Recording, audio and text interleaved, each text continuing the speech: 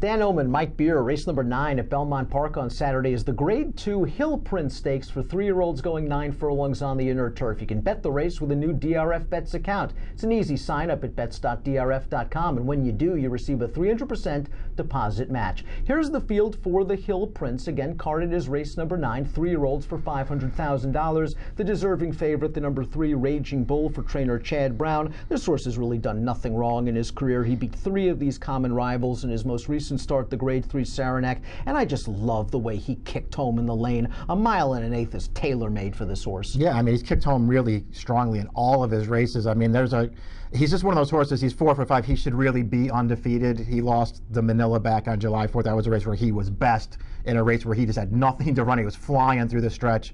You know, I'm a little more concerned about the 1 1/8 maybe than you are, if only because on this inner turf course at Belmont, you know, take him back to last and trying to sweep the field. It's not an easy thing to do over this kind of turf course, but I think he's better than these horses, Dan. And I like the fact that it feels like the turf horses are going to start firming up a little bit, because the one thing I think that almost got him beat at Saratoga 2-back was that yielding ground. It seemed like to me he didn't handle it that well, but he won anyway. If these courses firm up over the next couple of days, it makes him that much tougher. I'm not so sure that he has to come from last, though. He was a little closer in the Saranac. He was saving ground, and Rosario was able to split horses and had him in a really good spot turning into the stretch. And once he was there, he was a lot more professional than what I saw in his prior 2 races, where he was a little green with his lead changes. I think this horse is starting to get it for Chad, and he's way the horse to beat, but you know you're going to get a short price. The 8 Ride a Comet, I didn't think really had too many excuses in the Hall of Fame other than the yielding turf course. I thought Jose Ortiz gave him a great ride. Kept him inside, angled him out in the stretch, and Raging Bull was just too much for him in the lane. Cassie wisely shipped him out west. That's where the pickings are for East Coast turf horses. And Ride a Comet looked good winning the Del Mar Derby. Yeah, he got a perfect trip and ride from Drayden Van Dyke in that race, but he also really ran. The one thing with this horse is in all of his turf races, save the Hall of Fame, he really finishes strong in the stretch. He didn't do that in the Hall of Fame, so the question is, was it just because he was in against a better horse and it made him look like he wasn't that good, or was it the yielding ground? Because you're right, he got a perfect trip in that race, and then he didn't really finish.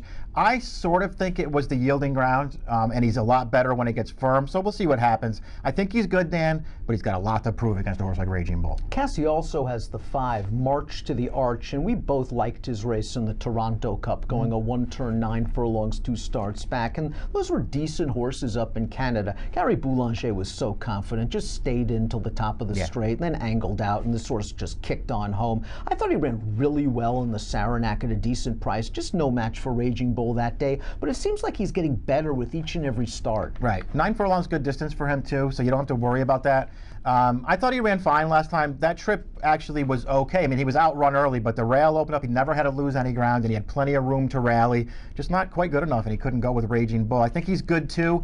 I feel like Cassie's other horse might be better, Ride a Comet, but this horse is pretty good too. Let's take a look at the pace projector for this race, because it could be key, especially if Raging Bull the 3 is a little bit too far back. Golden Brown is expected to set the pace, and this horse pulled off a nice win at a big price in the Grade 3 Kent 3 starts back. And when he beat Carrick, he was really flattered when that horse came back to pull off a tremendous upset in the Grade 1 Secretariat. They ran him in the Haskell. He had no chance there. What happened in the Saranac? I was a little disappointed with that effort, but maybe he didn't like the cut in the ground. It could be that too. I mean, it's one of those things we've had to deal with in New York over the past several months. So again, hopefully these turf courses firm up. Maybe it helps this horse. It's going to have to help him a lot though, because he was no match for Raging Bull last time. The 1 and the 7 are also close according to the pace projector, and maybe the 1 Have At It's going to be aggressively handled by David Cohen. Breaking from the inside post with this short run to the first turn going 9 furlongs, it might behoove David to have At It out there on the early lead. Second last time out in a little restricted race, no match for Raging Bull 2-back over the yielding ground, but maybe this horse tries to get the jump on everybody. Yeah, he wound up way too far back in that Hall of Fame, and he was no match for those horses, but why he was, you know, back there nearly last early, I'm not sure. Maybe he just didn't like the yielding ground.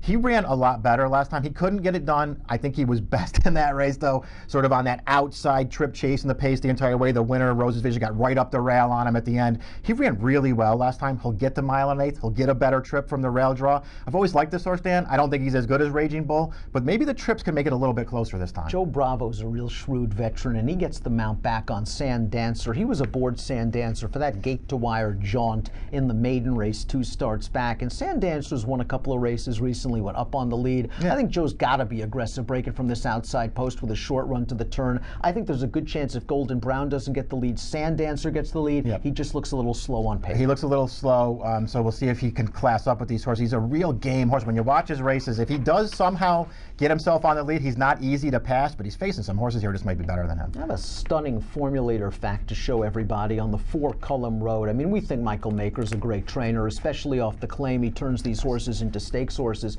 Past 5 years with 3-year-olds, turf routes graded stakes 2%, 21-cent ROI. Just doesn't make sense to me, and this horse is going to be 10-1, and I'm just going to take Maker's overall body of work, and I'm going to discard the formulator fact. This horse ran into a much improved Channel Cat last time out at Kentucky Downs. He really improved the buyer. He also seems to run well with a little cut in the ground. Yeah, he does. There are things to like about this horse. This is a tough spot for him, but he's a pretty dangerous horse in here. I got to go look up that formulator set. I can't believe that when you put that up there. That shocks me that that's Maker's record with these horses. This horse is good though. I like the claim for him because I've always liked this horse. I didn't think he was a stakes horse, though. Maker's gotten him there. He ran well last time, just missing that race. And Channel Cat came back to win the Bald Eagle Derby at Laurel with a 95 buyer last week. Prioritize completes the field for H. James Bond. Selling in a third last time out in the Better Talk Now. I think this horse is slowly getting better, but he's got to really improve to take down the likes of Raging Bull. He's a closer.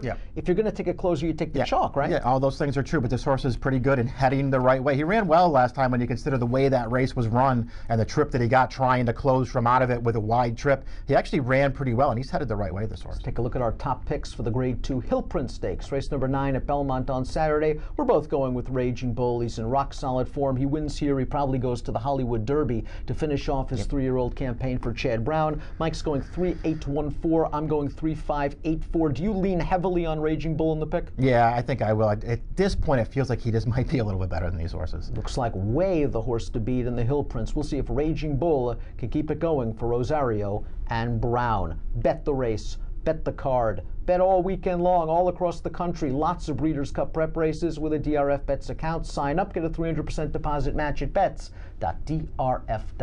Approximate post time for the Hill Prince, 5 p.m. Eastern. Good luck.